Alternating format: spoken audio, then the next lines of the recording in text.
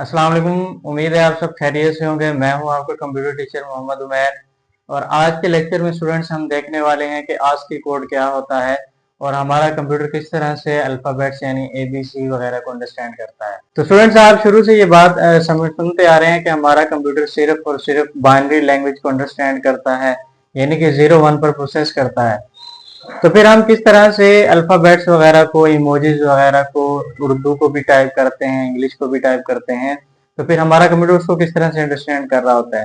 तो आज के लेक्चर में हमने ये देखना है। आज की एक ऐसा मेथड है, एक ऐसी स्कीम है जिसके मुताबिक हर अल्फाबेट को यानी कि ABC जितने भी हमारे पास करेक्टर्स होते हैं उन तमाम करेक्टर्स को, उन तमाम अल्फाबेट्स को एक यूनिक नंबर असाइन किया गया है।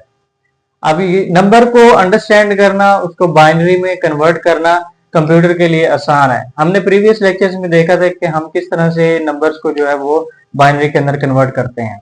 तो स्टूडेंट्स आस्की के मुताबिक हर एक अल्फाबेट, हर एक कैरेक्टर को एक नंबर असाइन किया गया है, एक यूनिक वैल्यू असाइन की गई है और वो यूनिक वैल्यू क्या होगी कि हमारा कंप्यूटर उसको बाइनरी में कन्वर्ट करेगा उस नंबर को, और वो उस बाइनरी में कन्वर्ट करने के बाद उसको अंडरस्टैंड कर लेगा।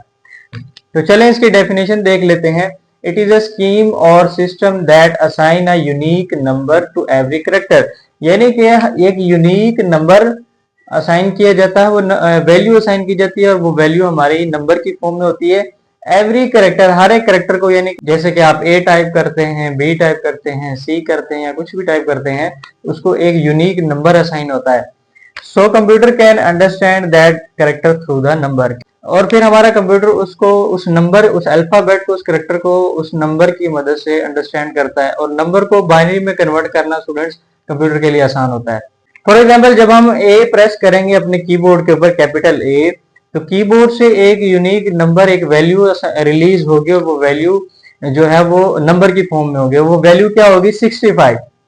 तो 65 को बाइनरी के अंदर कन्वर्ट करना हमारे कंप्यूटर के लिए आसान है। तो इस तरह से बाइनरी नंबर की मदद से हमारे कंप्यूटर ने अल्फाबेट A को अंडरस्टैंड कर लिया। इसी तरह से स्टूडेंट्स हमारे पास अगर हम स्मॉल a को प्रेस करते हैं तो उसका एक नंबर रिलीज होगा कीबोर्ड की मदद से, दैट इज 97, और 97 को फिर बाइनरी में कन्वर्ट करके हमारा कंप्यूटर उसको अंडरस्टैंड कर लेगा।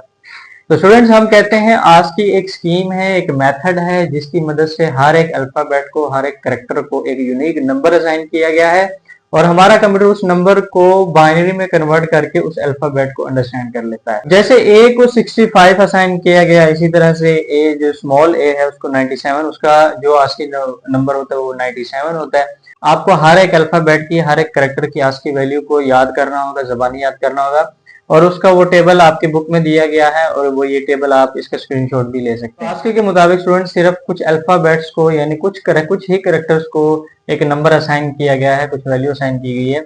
जबकि हमारे पास, हम कंप्यूटर के ऊपर अरेबिक भी टाइप करते हैं, उर्दू भी टाइप करते हैं।